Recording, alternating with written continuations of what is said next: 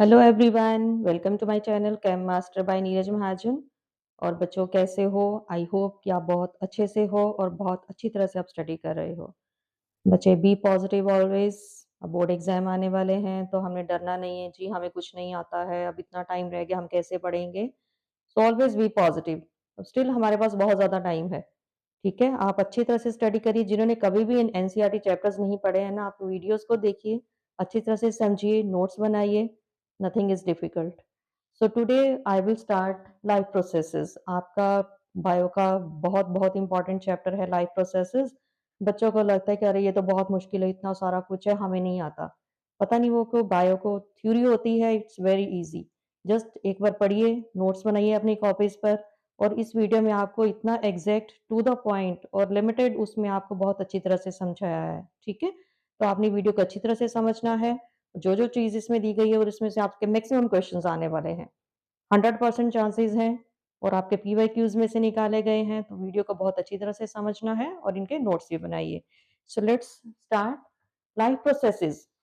Life processes नाम से ही हमें क्या पता चल रहा है, हमारी लाइफ कैसे चलती है।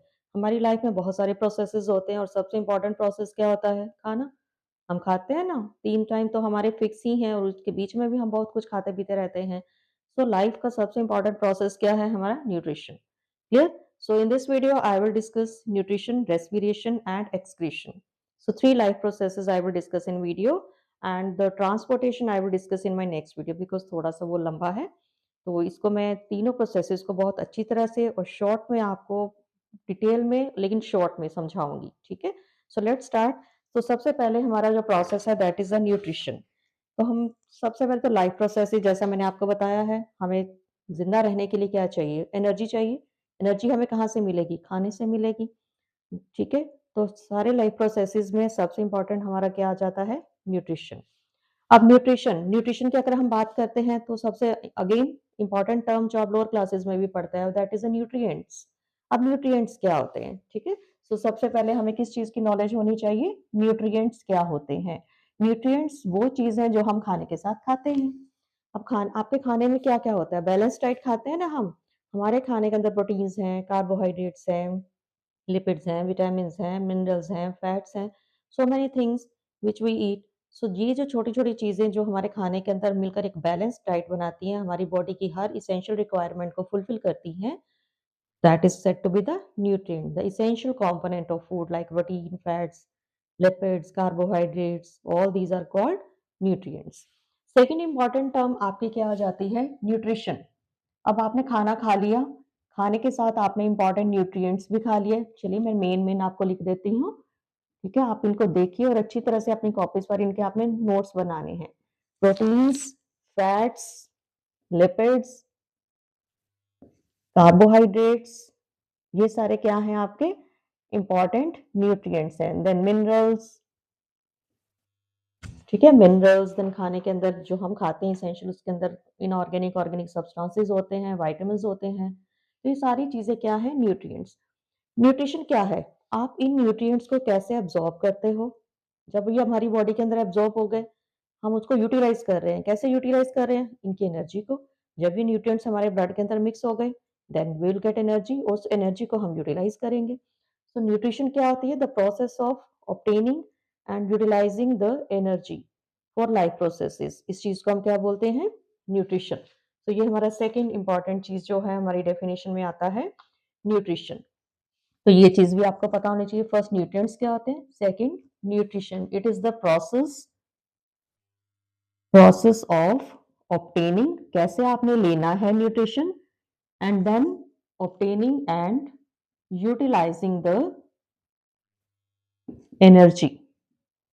इस चीज को आप क्या बोलोगे? न्यूट्रिशन। नेक्स्ट हम बात करेंगे, न्यूट्रिशन दो टाइप की होती हैं।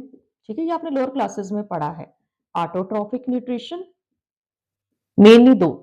ठीक है, हेट्रोट्रॉफिक न्यूट्रिशन। ऑटोट्रॉफिक क्या होती है? सेल्फ मेड, जो ऑर्गेनिजम्स अपना खाना खुद रेडी करते हैं। Automade, auto mean self, made mean बनाना। ठीक है, तो सबसे इसके अंदर क्या आ जाते हैं? हमारे प्लांट्स। हेटरोट्रॉफिक क्या होते हैं? The organisms which depends on other for their food like us. हम अपना खाना कहाँ किससे लेते हैं? हम सीरियल्स खाते हैं, हम व्हीट खाते हैं, राइस खाते हैं, ये सारी चीज़ें कहाँ से आती हैं? पल्सेस खाते हैं, ये सारी चीज़ें कहाँ से आ रही हैं? प्लांट से आ रही हैं। तो प्लांट्स क्या हैं? These are autotrophs. It means we are depending on plants for our food, so we are heterotrophs. Man and other animals, वो क्या हैं? हेटेरोट्रॉप्स। देन आगे फर्दर हेटेरोट्रॉप्स की टाइप्स हैं, लाइक सैप्रोट्रॉपिक न्यूट्रिशन क्या होता है? जो खाना डेड और डिकेइंग मटेरियल्स के ऊपर डिपेंड करते हैं। ठीक है, जो ऑर्गेनिजम्स अपना खाना डेड और डिकेइंग मैटर से लेते हैं उसको हम क्या बोलते हैं? Saprotrophic. Then parasitic mode of nutrition is also there, like mosquitoes. वो लिविंग बींग्स के ऊपर रहते हैं, लिविंग बींग्स का खाना लेते हैं। ठीक है, तो that is parasitic. So these are the different modes of nutrition which we have already discussed in our lower classes. Meaning आपको पता होना चाहिए कि ऑटोट्रॉपिक न्यूट्रिशन क्या है, हेटेरोट्रॉपिक क्या है, सैप्रोट्रॉपिक क्या है। Human being we are heterotrophs. हम होलोजोइक मोड ऑफ न्यूट्रिशन लेते हैं। ठीक है, हम सॉलिड और लिक्विड दोनों तरह का खाना लेते हैं, so we are having holozoic mode of nutrition.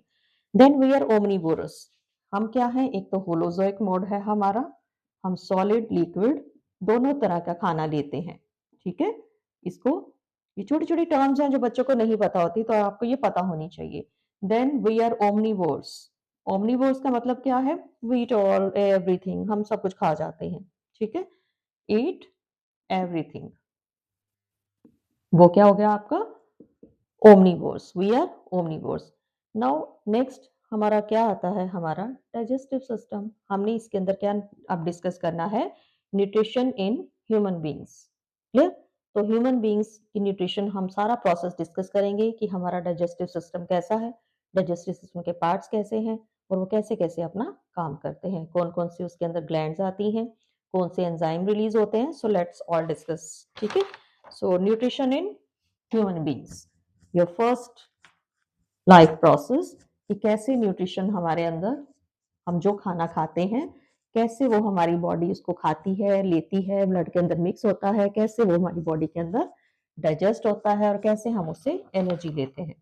So first I will discuss nutrition in human beings. बेटा ये आपका बहुत बहुत इंपॉर्टेंट है, आपको इसके डायग्राम्स आते हैं बनाने। इवन क्या होता है कि डायग्राम्स बने होते हैं, you have to just label. तो आपने बायो के डायग्राम तो बहुत अच्छी तरह से करने हैं। क्लियर? एक दो बार बनाओ, ये नहीं कि मुझे मुश्किल लग रहा है, दो बार बनाओगे गलत बन जाएगा, कोई बात नहीं, तीसरी बार अच्छा बन जाएगा। तो आपने उनकी लेबल पार्ट्स आपको बहुत अच्छी तरह से आने चाहिए। तो मैं रफली डायग्राम बना रही हूँ। ठीक है,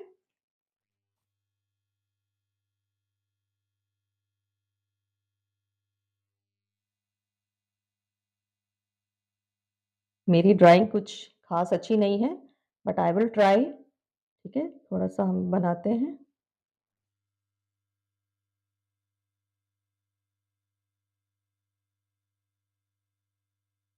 थोड़ा सा जल्दी जल्दी बनाऊंगी ताकि हम ज़्यादा एक्सप्लेन कर सकें।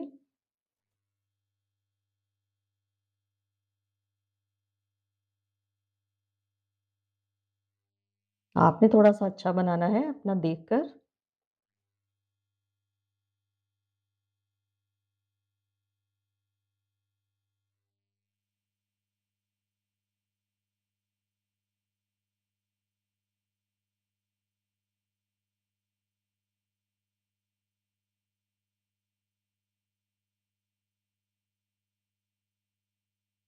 ठीक, ये हमारा एक रफली मैंने डायग्राम बना दिया है। Now what is this? ये हमारा माउथ है। These are the parts of digestive system. Mouth, और माउथ के अंदर क्या है? आप अपना मुंह खोलते हो तो मुंह खोलने के बाद आपको ऊपर और नीचे आपके दो पार्ट्स नजर आते हैं, उनको हम क्या बोलते हैं? पैलेट्स। तो ये हमारी क्या होगी अंदर? Buccal cavity. ये क्या है आपकी? बकल कैविटी है। दिस पार्ट, ठीक है, it is called pharynx. Pharynx के बाद ये हमारी सबसे इंपॉर्टेंट ग्लैंड है लिवर। ठीक, ये है हमारा stomach. Then it is pancreas. This is, ये हमारा है लार्ज इंटेस्टाइन, बाहर वाला। Okay, large intestine. This is small intestine. Clear? ये हमारा है rectum and this is anus. चलिए अब हम स्टडी करते हैं। तो these are the different parts of our digestive system. आपको ये सारे के सारे पार्ट्स आने चाहिए। चलिए अब ये प्रोसेस होता क्या है। खाना गया आपके माउथ के अंदर, आपने सबसे पहले खाना खाया। खाने के अंदर क्या थे? प्रोटीन, फैट, कार्बोहाइड्रेट्स, लिपिड्स, ठीक है, ईच एंड एवरीथिंग, मिनरल्स थे, कुछ सॉल्युबल फॉर्म में है, कुछ इनसॉल्युबल फॉर्म में, वो आपने सारा कुछ खा लिया। ठीक है, खाना खाया। अब वो खाना कहाँ गया? आपके माउथ के अंदर। सबसे पहले आपने खाना खाया, माउथ ने उसको रिसीव किया। खाना कैसे खाते हैं? By hand. सबसे पहले जो है वो खाना अंदर कौन लेके जाता है? Your hand. तो आपने अपने हाथों से खाना अपने माउथ में डाला। माउथ से खाना कहाँ गया? आपका बकल कैविटी के अंदर गया। So mouth is the upper most part of your digestive system. Clear? Mouth is the upper most part. Then उसके बाद खाना आया आपका बकल कैविटी के अंदर। बकल कैविटी एक बहुत बड़ी सी चीज है। आप सभी के, आप अपना मुंह खोलते हो तो अंदर जो चीज है that is your buccal cavity. Buccal cavity के अंदर क्या होता है? सैलिवरी ग्लैंड्स होती हैं। ठीक है, इट कंटेन, क्या होता है इसके अंदर? Salivary glands. कहाँ होती हैं ये? बकल कैविटी के अंदर। सैलिवरी ग्लैंड्स जो है वो क्या रिलीज करती हैं? एक एंजाइम रिलीज करती हैं, दैट इज एमाइलेज। आप अगर आपने खाना खाया, चपाती खाई, सब्जी नहीं खाई, आप उसको च्यू करते जा रहे हो, after some time it turns to be sweeter. वो आपको क्यों मीठी लगनी शुरू हो गई है? बिकॉज ये जो एमाइलेज है it acts on the starch of the food. ये हमारे खाने के अंदर जो स्टार्च है उसके ऊपर एक्ट करता है और उसको क्या कर देता है? ये स्टार्च को शुगर में कन्वर्ट करता है। ठीक है, इसीलिए आपको जो आपकी बाइट है, आपने सब्जी नहीं खाई थी फिर भी वो आपको बहुत मीठी लग रही है। खाना गया बकल कैविटी के अंदर गया, बकल कैविटी के अंदर सैलिवरी ग्लैंड्स हैं, सैलिवरी ग्लैंड्स ने उस खाने के ऊपर एक्ट करा है और उसके अंदर जो स्टार्च था उसको किस में कन्वर्ट कर दिया है? शुगर में कन्वर्ट कर दिया है। देन उसके बाद आपका खाना कहाँ पर आ गया? फेरेंक्स के अंदर। यहाँ गया, यहाँ पर एक्ट हुआ, फिर वो आ गया यहाँ पर आ गया। ठीक है, देन फेरेंक्स के अंदर हमारी अगेन थोड़ी सी ये नैरो हो जाती है ट्यूब। फेरेंक्स, देन उसके बाद ये थोड़ी सी नैरो हो जाती है, इसको आप क्या बोलते हो? ईसोफेगस। ये भी इंपॉर्टेंट पार्ट है। ठीक है, ये narrow tube, this is called oesophagus. Pharynx is the way to oesophagus. फेगस जो है वो हमारा खाना कहाँ लेके जाता है? ईसोफेगस में लेके जाता है। अब ईसोफेगस का क्या काम है? ईसोफेगस ने वो खाना कहाँ लेके जाना है? आपके स्टमक के अंदर लेके जाना है। ठीक है, ईसोफेगस से खाना कहाँ पर आ गया? हमारे स्टमक के अंदर आ गया। अब स्टमक क्या है? मेन पार्ट है। ठीक है, स्टमक के अंदर क्या होगा? Churning of food. Churning of food, mixie चलती देखिए ना, जिस तरह से मिक्सी में आपको चीज डाल दे तो वो बहुत जोर से घूमती है, हाई स्पीड पर घूमती है ना, तो हमारा खाना स्टमक के अंदर वैसे ही घूमता है। अब स्टमक के अंदर क्या होता है? मैं साइड में यहाँ इसीलिए लिखी हूँ ताकि आपको वर्किंग, बिल्कुल उसके ऑपोजिट लिख रही हूँ ताकि आपको वर्किंग समझ में आ जाए। स्टमक के अंदर क्या होता है? गैस्ट्रिक जूस होता है। क्लियर? जो गैस्ट्रिक जूस है, नाउ गैस्ट्रिक जूस के अंदर कौन कौन से जूसेस का मिक्सचर होता है? Gases juice, it contain HCl, it contain mucus. ठीक है, आपको पता होनी चाहिए नाम। HCl है, इसके अंदर म्यूकस है, देन इसके अंदर प्रोटीन डाइजेस्टिव एंजाइम्स भी होते हैं। ठीक है, प्रोटीन डाइजेस्टिव एंजाइम्स। तो ये सारे जो है तीनों के तीनों मिलकर हमारे खाने को डाइजेस्ट करने में हेल्प करते हैं और मिलकर कंबाइंड इनका जो नेम है HCl, म्यूकस और डाइजेस्टिव एंजाइम्स को कंबाइंडली हम क्या बोलते हैं? Gastric juice. और जो HCl होता है इसकी pH 3 to 4 रहती है। ठीक है, ज्यादा नहीं। सो नेक्स्ट, अब हमारा खाना हो गया डाइजेस्ट, इन एंजाइम्स की उसके ऊपर एक्ट किया है। अब डाइजेस्ट सिस्टम, यहां से आपका खाना कहां पर आ गया है? स्मॉल इंटेस्टाइन के अंदर। अब ये आपका खाना यहाँ पहुंच चुका है स्मॉल इंटेस्टाइन के अंदर। और स्मॉल इंटेस्टाइन क्या है? It is the longest part. Small intestine क्या है? लॉन्गेस्ट पार्ट है आपके एलिमेंट्री केनाल का।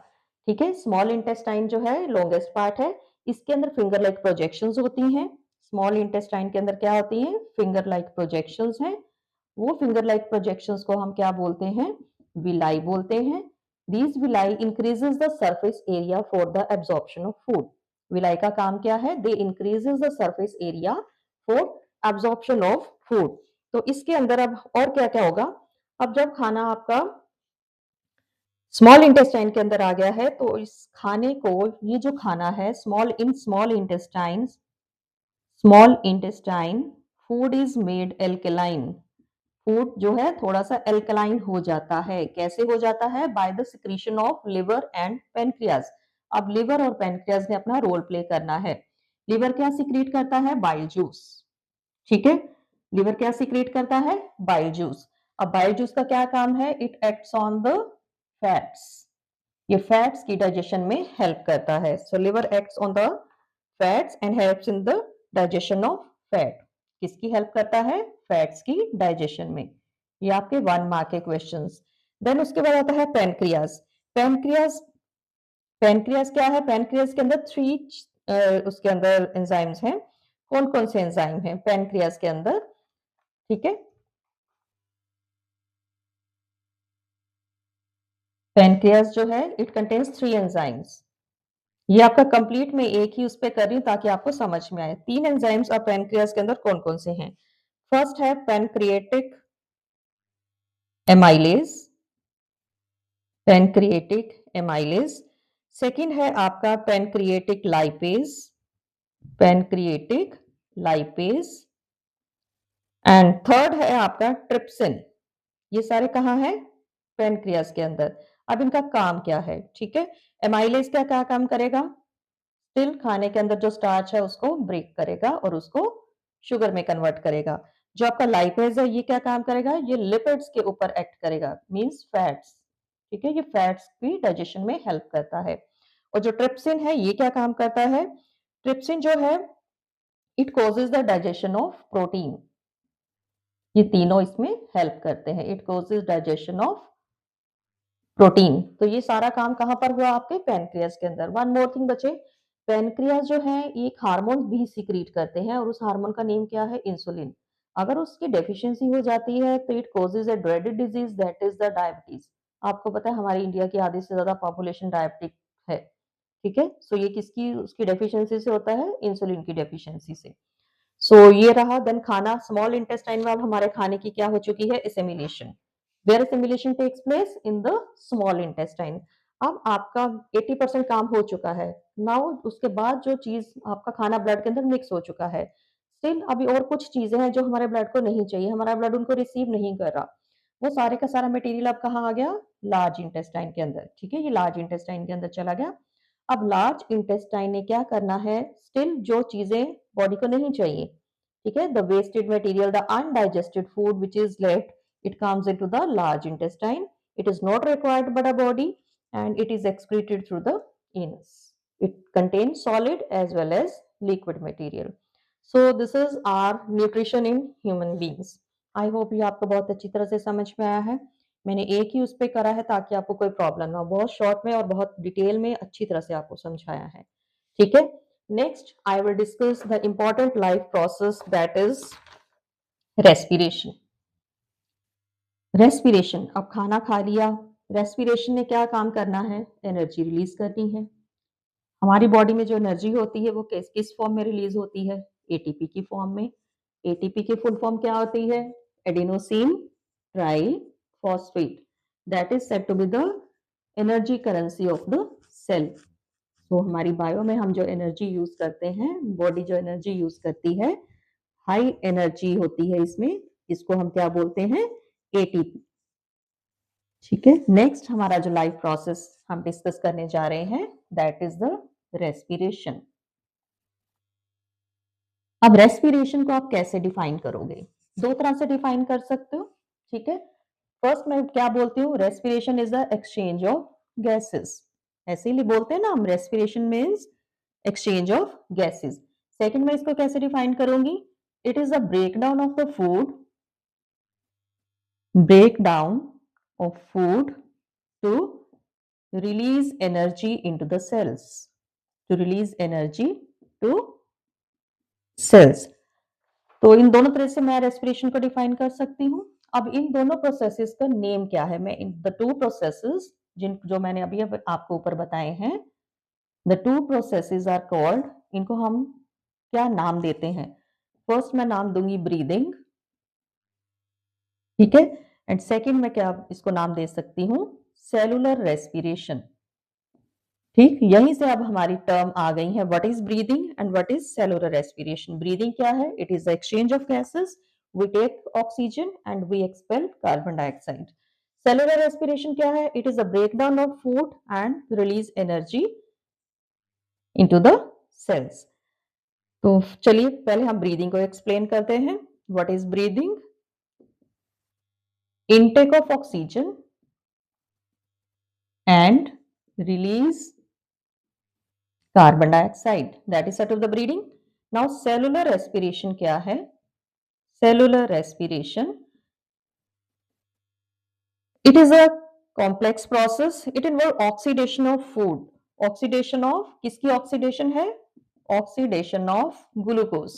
ओके आपके खाने के अंदर जो ग्लूकोज है, it involve oxidation of glucose in the cells, glucose in the cells to release energy, to release energy in the form of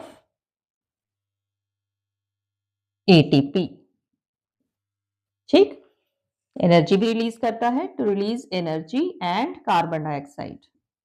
carbon dioxide तो एटमॉस्फेयर में चली जाएगी, ठीक है, and energy in the cells. तो ये हुई हमारी सेलुलर रेस्पिरेशन। अब हम सेलुलर रेस्पिरेशन की बात करें तो सेलुलर रेस्पिरेशन अगेन दो तरह की आ जाती है। कौन कौन सी आ जाती है? Aerobic as well as anaerobic. Very very important, single 1 mark का क्वेश्चन भी आता है। What is aerobic, what is anaerobic, then differences भी आते हैं। What are the differences between aerobic and anaerobic? तो एरियोबिक रेस्पिरेशन क्या है? The respiration which takes place in the presence of oxygen. Anaerobic respiration it doesn't require oxygen, ठीक है।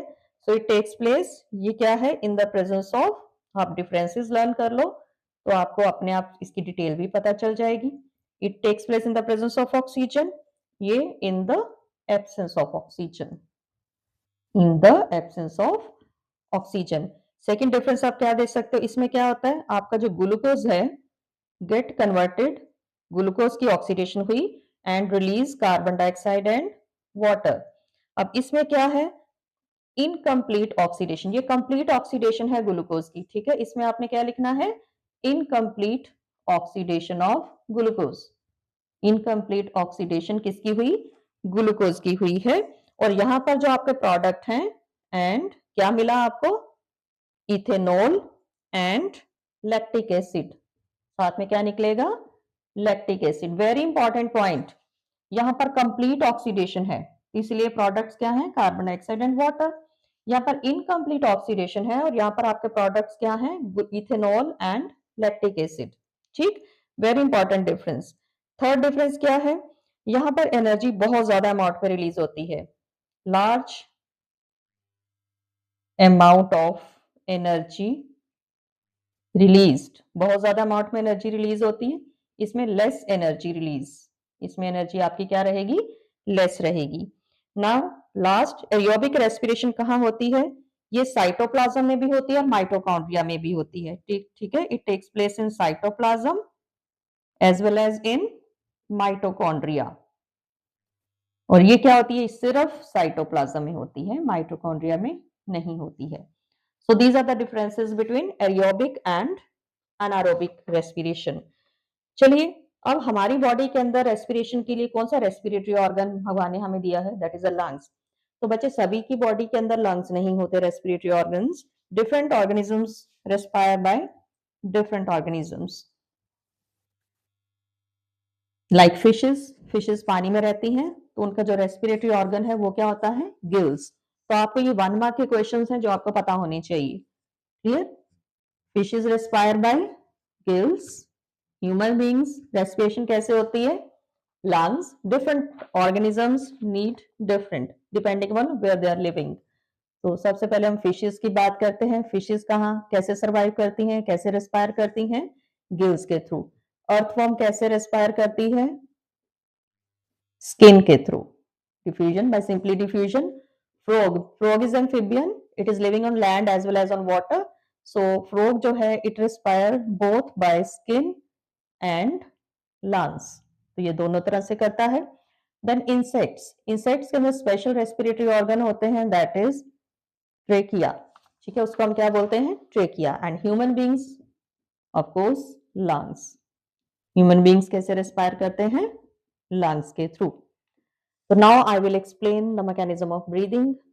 सबसे पहले हम लंग्स का डायग्राम बनाएंगे। तो रफली मैं आपको डायग्राम बनाकर दिखाती हूँ, आप अपनी बुक्स में से अच्छी तरह से इसको देखने, आपको सिर्फ इंपॉर्टेंट चीज क्या है, आपको डायग्राम बने आते हैं और आपको लेबलिंग करनी होती है। ठीक है, ऐसे क्वेश्चन आपके काफी आते हैं, तो आपको बहुत अच्छी तरह से करना है। चलिए लेट्स डू रेस्पिरेटरी सिस्टम।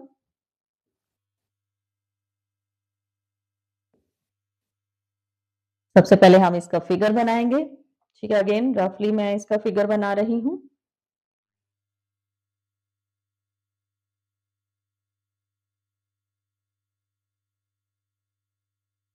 ठीक है, हमें इसको ज्यादा नहीं देखना है, मेन पार्ट हमारा रेस्पिरेशन पर है।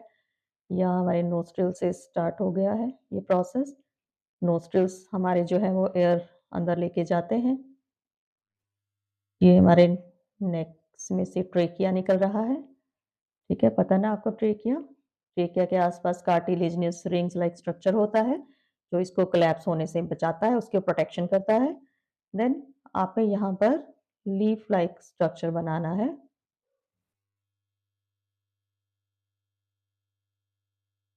दोनों तरफ।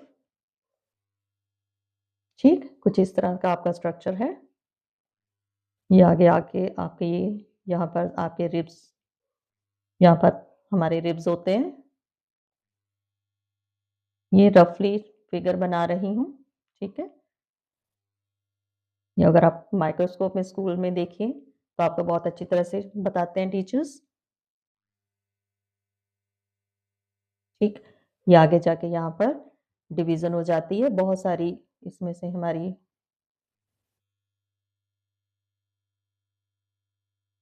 आपको ऐसे लगता है जैसे बहुत सारी स्टेम्स जा रही हैं, तो ये स्टेम्स नहीं होती। ये एक्चुअली में क्या होती है, चलो let's write the different parts of our respiratory system. सबसे पहले तो ये क्या है, आपकी नेजल कैविटी है, it is nasal cavity. Then उसके बाद ये ऊपर, ठीक है, ये चीज जो है इट इज फेरेंक्स, ये आपका फेरेंक्स है। देन फेरेंक्स के बाद नीचे स्पेशली दिस इज, ये मतलब लेरेंक्स। लेरेंक्स को हम वॉइस बॉक्स बोलते हैं। ठीक है, it is voice box. Then this is trachea, these are the cartilaginous rings।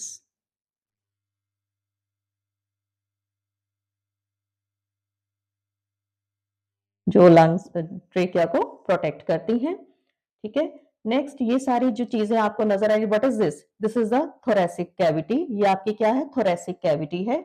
और इन चीजों को हम क्या बोलते हैं, ब्रोंकियोल्स। ब्रोंकियोल्स के अंदर क्या होते हैं, दीज आर द एल्वोलाई, या इनको क्या बोलते हैं हम, एल्वोलाई।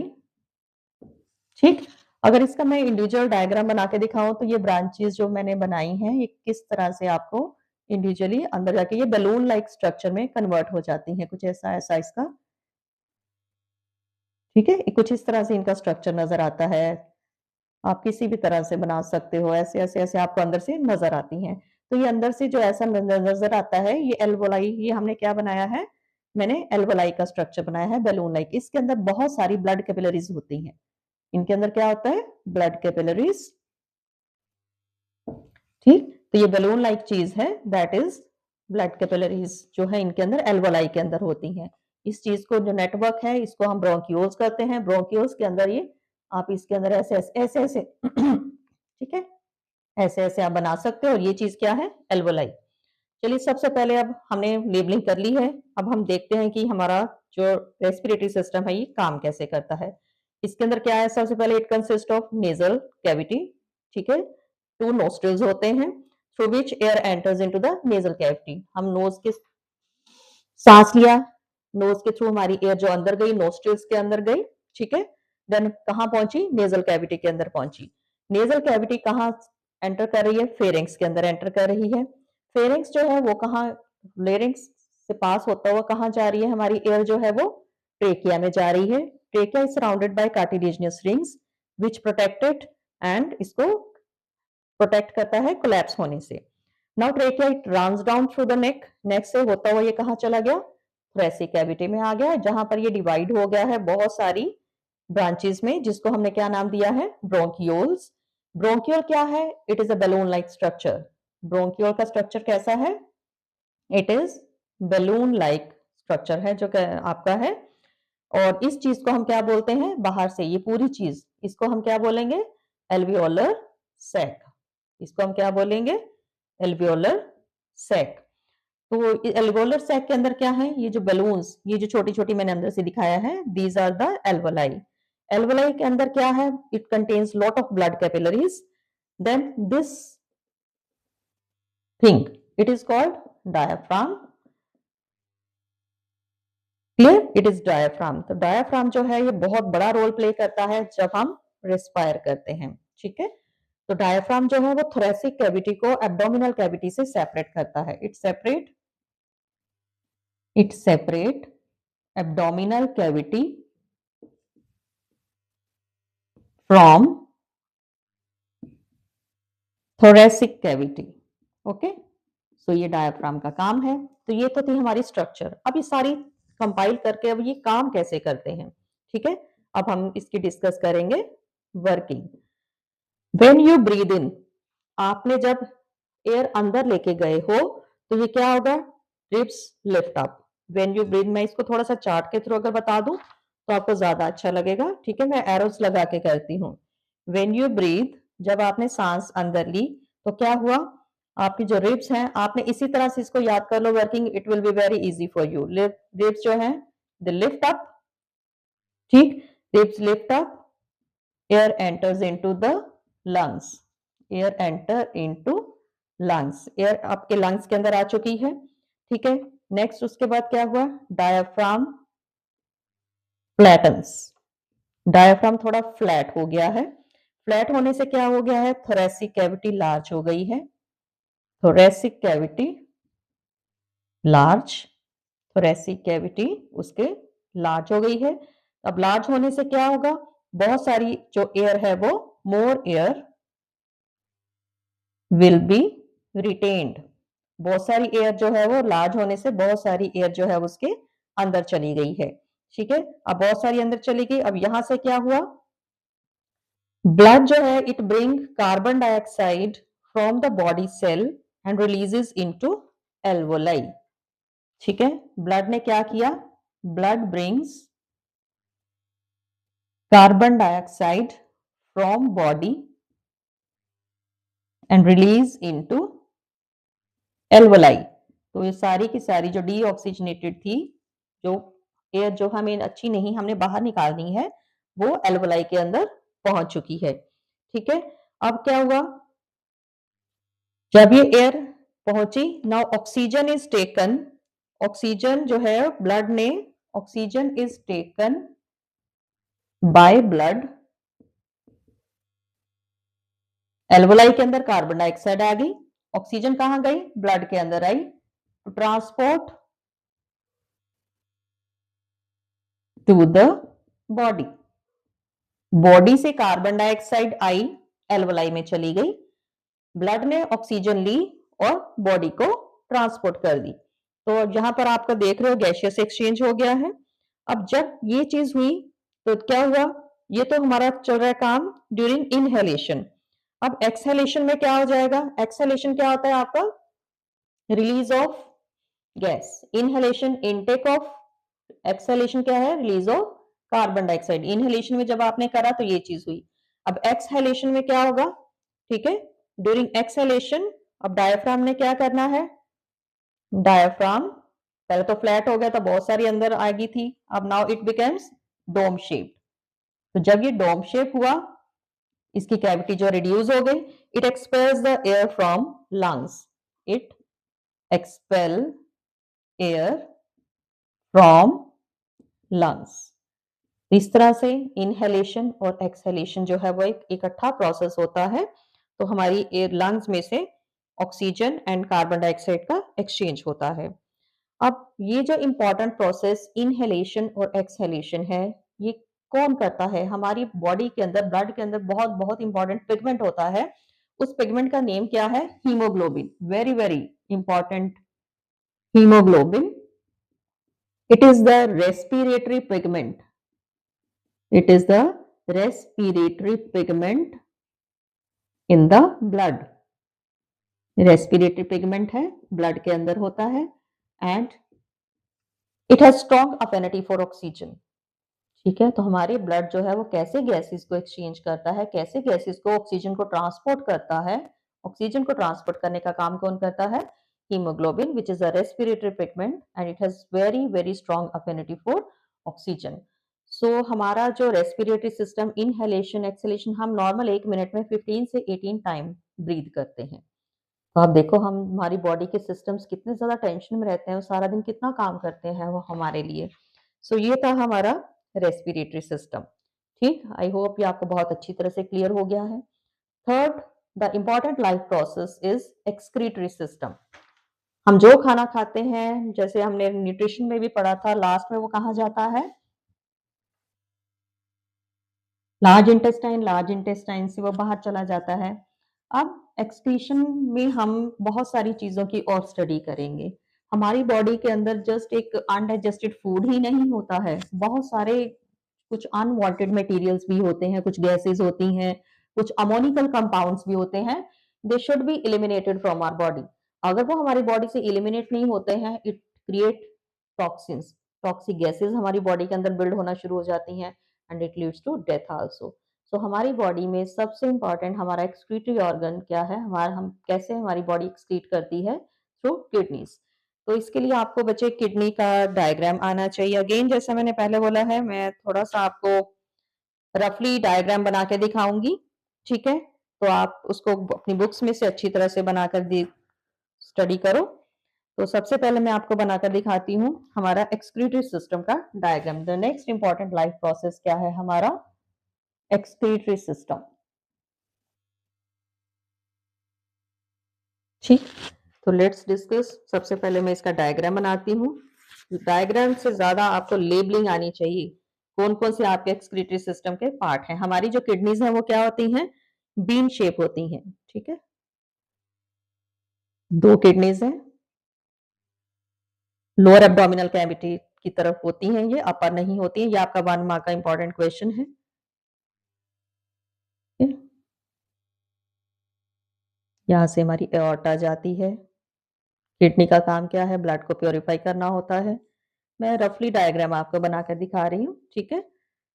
बहुत अच्छा डायग्राम नहीं, रफली फिगर बना के दिखा रही हूँ मैं आपको।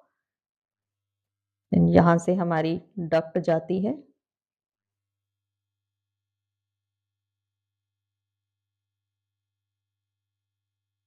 इतना इस तरह से ये 2 डक्ट्स आती हैं, ठीक है?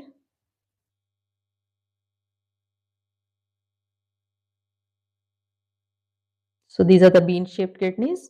उसके अंदर और भी बहुत सारे वेन्स, कैपिलरीज़ काफ़ी सारा कुछ होता है। सो ये क्या है आपकी? किडनीज़ हैं, बीन शेप हैं, ठीक है? बीन शेप की होती हैं। देन उसके बाद राइट और लेफ्ट किडनी आपकी होती है, ठीक है? This is left kidney and this is right kidney. Clear? ये क्या है आपकी? लेफ्ट किडनी और ये क्या है आपकी? राइट किडनी है, लेफ्ट एंड राइट। ये मेन जो मैंने बड़ी-सी आपको बना के बीच में दिखाई है, ठीक है? ये जो बड़ी-सी आपको यहाँ पर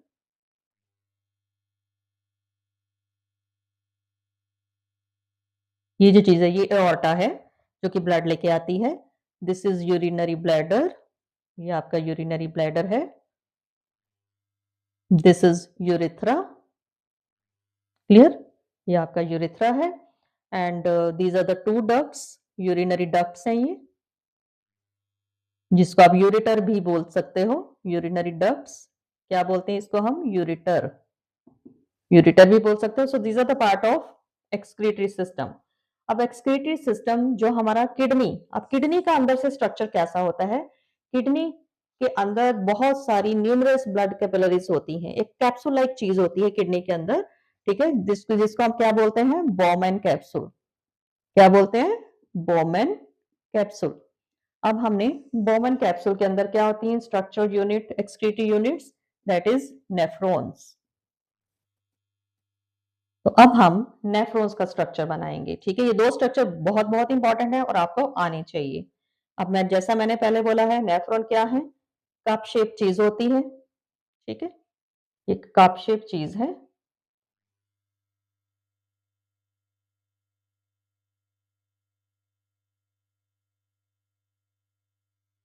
काफी कॉम्प्लिकेटेड अंदर से इसकी स्ट्रक्चर होता है। 2 डक्ट्स जाती हैं इसकी, ठीक है? ये आगे से डिवाइड हो जाती हैं। कलेक्टिंग डक्ट्स हैं, तो इस तरह से जाके मेनली मैं आपको इस चीज़ का बताऊँगी, ठीक है? हमारा जो है नेफ जिसको हम बोमेन कैप्सूल बोलते हैं, this is the Bowman capsule. ये आगे जा रही हैं, डक्ट्स जा रही हैं, आगे इनकी ब्रांचिंग है, ठीक है? ये जो चीज़ है, ये जो डक्ट है, ये कहाँ से आएगी आपकी? यहाँ से आएगी, ठीक है? अब इसके अंदर क्या है? ये जो आपकी चीज़ है, इसके अंदर बहुत छोटी-छोटी स्ट्रक्चर यूनिट्स होती हैं, जिनको हम नेफ्रॉन्स बोलते हैं। आप इसको कुछ इस तरह का स्ट्रक्चर बना सकते हो, लॉट ऑफ ब्लड कैपिलरीज़, ठीक है? तो ये आपको स्ट्रक्चर आना चाहिए, clear? So let's discuss Bowman capsule के अंदर नेफ्रॉन्स होती हैं, नेफ्रॉन्स के अंदर लॉट ऑफ ब्लड कैपिलरीज़ होती हैं। अब ये अपना काम कैसे करते हैं, ठीक है? How kidney works. और किडनी जो हमारा एक्सक्रीटरी सिस्टम है, it plays very major role in the metabolism. ये एक बायोलॉजिकल प्रोसेस है, ठीक है? एक्सक्रीटरी सिस्टम में क्या है भाई, एक बायोलॉजिकल प्रोसेस है to get rid of the extra waste which is produced in the body. उसको हम क्या बोलते हैं? एक्सक्रीशन। और किडनी उसमें मेजर रोल प्ले करती है। अब आपको इस हमारे एक्सक्रीटरी प्रोडक्ट्स क्या है? What are the excretory products? Again 1 mark का very very important question. Excretory products हमारी बॉडी के अंदर कौन कौन से होते हैं, ये आपको पता होने चाहिए। अमोनिया है, यूरिया है, यूरिक एसिड है, ठीक है? यूरिक एसिड है, बाइल है, पिगमेंट्स हैं, बाइल पिगमेंट्स होते हैं, वाटर है, ठीक है? Bile pigments, water and other waste material. So these are the excretory products which are produced in our body. अगर ये रिलीज ना हो, it create toxic gases, so it should be eliminated time to time, otherwise it leads to death. तो आप देख रहे हो हर system की कितनी ज्यादा इंपॉर्टेंस है। तो अगर सारे के सारे सिस्टम बॉडी में काम नहीं करेंगे तो बहुत ज्यादा प्रॉब्लम्स आ जाती हैं। So let's discuss excretory system हमारा कैसे काम करता है। सबसे पहले तो हम बात करते हैं ये जो हमारी किडनीज है, लेफ्ट एंड राइट किडनीज की प्रेजेंस, लोकेशन। यहाँ पे 1 मार्क के क्वेश्चन हैं। किडनीज की लोकेशन कहाँ पर है? These are present at the back of lower abdominal cavity. ये आपके 1 मार्क के क्वेश्चन है, यू शुड नो, एमसीक्यूज में आते हैं, हर हाल में आपको पता होनी चाहिए। Back of the lower abdominal cavity है। The left kidney is larger than righter one. Left kidney large होती है, ठीक है? ये भी अगेन आपका 1 मार्क का क्वेश्चन, लार्ज होती है। अब the blood from the aorta, हमारी किडनी में ब्लड कहां से एंटर करता है? एओर्टा से, ठीक है?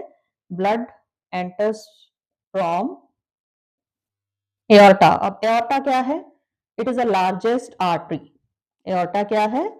Largest artery. आर्टरी वेन्स क्या होती है ये तो आपको पता है ना। तो एओर्टा क्या है? लार्जेस्ट आर्टरी है जहां से ब्लड किडनी में एंटर करेगा।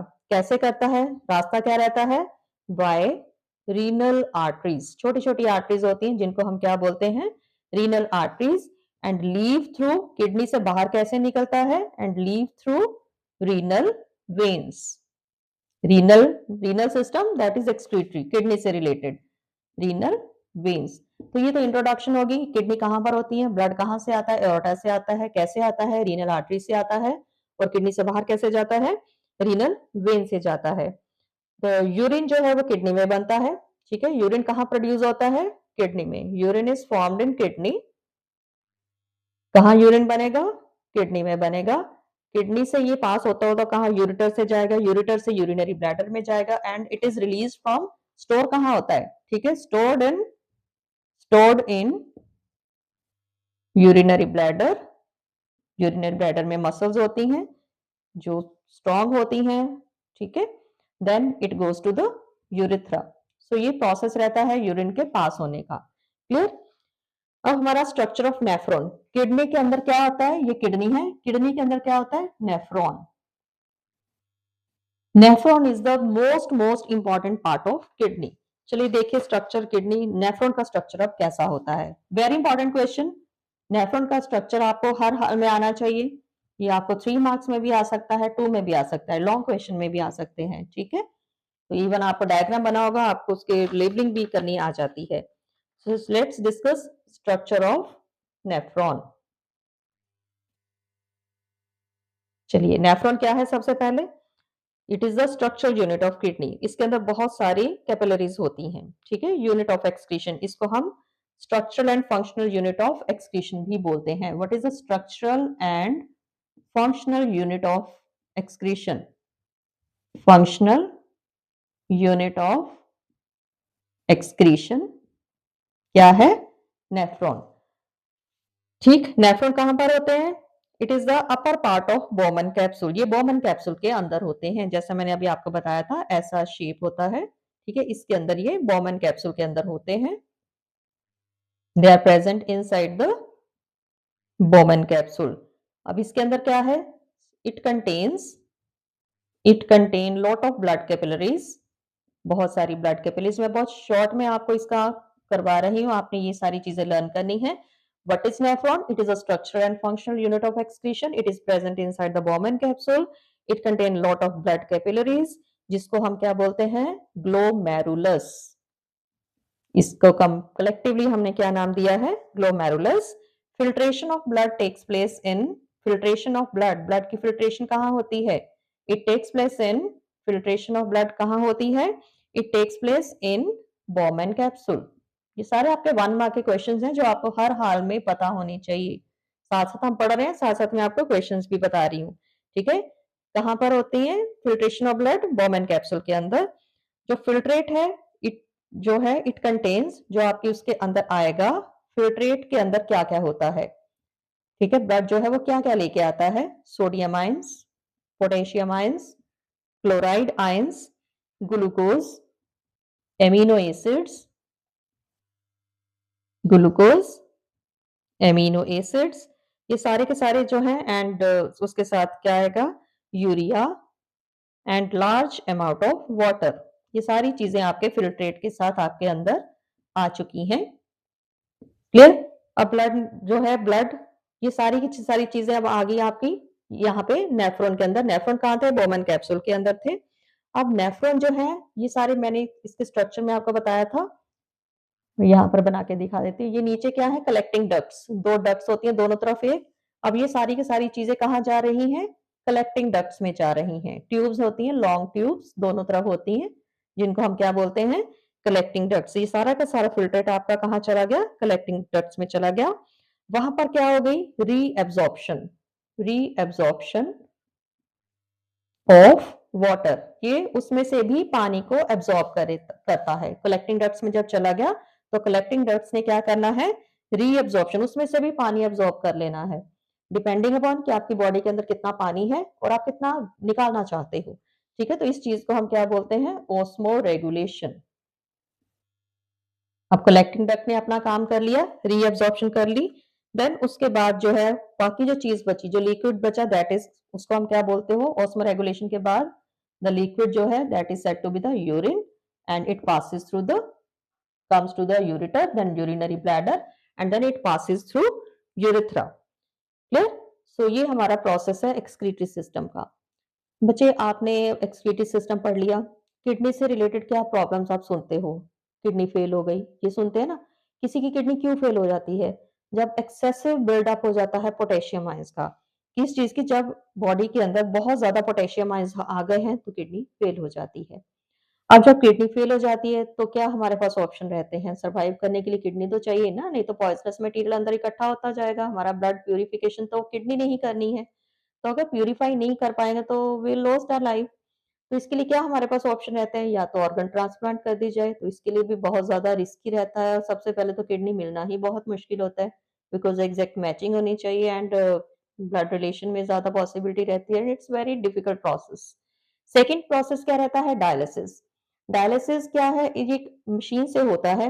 इसमें बहुत सारी हम पाइप्स लगा देते हैं पेशेंट के साथ, और उसका जो ब्लड है वो पहले एक कंटेनर उसमें इकट्ठा कर लेते हैं। आर्टिफिशियली वे से, मतलब उसके ब्लड की प्यूरिफिकेशन होती है, जस्ट लाइक होती बिल्कुल नॉर्मल उसी में है, लेकिन थ्रू मशीन्स, ठीक है, जिसको हम आर्टिफिशियल किडनी भी कह सकते हो।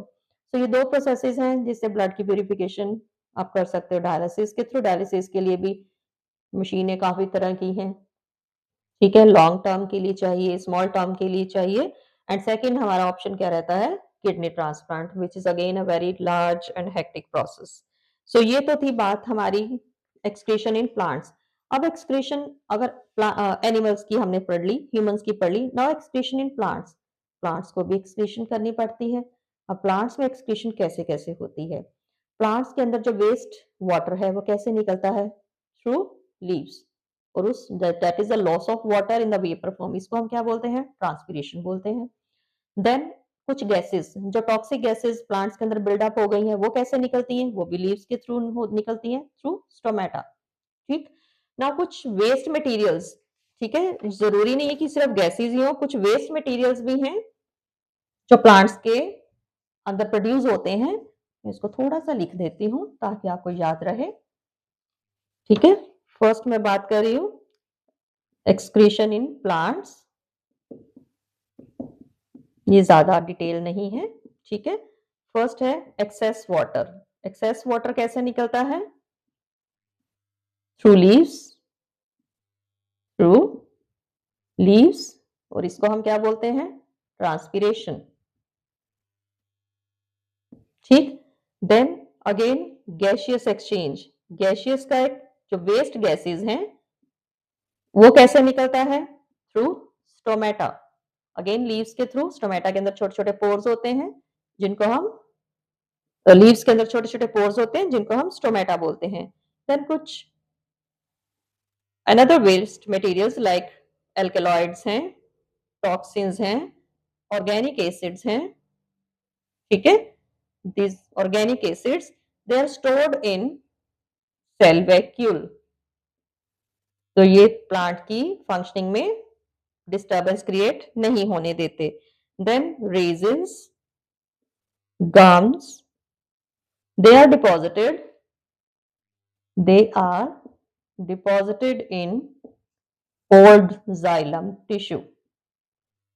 तो इस तरह से ये प्लांट की फंक्शनिंग को डिस्टर्ब नहीं होने देते। एंड दीज जो एक्सक्रीटिव प्रोडक्ट्स हैं वो इन जगह से निकल जाते हैं, और जो नहीं निकल सकते वो यहाँ पर स्टोर्ड रहते हैं, डिस्टर्ब नहीं होने देते उसके मेटाबॉलिज्म को। So this is all about the 3 life processes which we have discussed. Nutrition discuss हमने करा, रेस्पिरेशन करा, एंड नाउ एक्सक्रीशन करा। जो हमारा ट्रांसपोर्टरी सिस्टम है थोड़ा सा लेंथी है, that I will explain in our next video. So बच्चे, आई होप कि ये वीडियो आपके लिए बहुत बहुत फ्रूटफुल होने वाली है।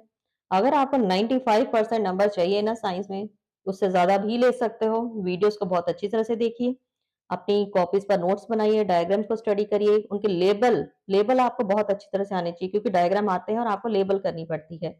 और इस वीडियो में मैंने बहुत आपके 1 मार्क के क्वेश्चन डिस्कस करे हैं। तो ये सारे क्वेश्चंस आपके एमसीक्यूज में भी आते हैं, आपकी सर्च एंड रीजंस में भी आते हैं, एज सच भी आपको 1 मार्क में आएंगे। सो अच्छी तरह से इसको स्टडी करिए and be positive always. You can do each and everything, we have lot of time.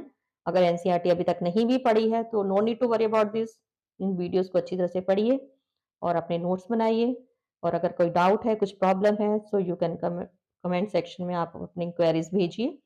इस वीडियो को लाइक, शेयर एंड सब्सक्राइब करना बिल्कुल नहीं भूलना है। Thank you.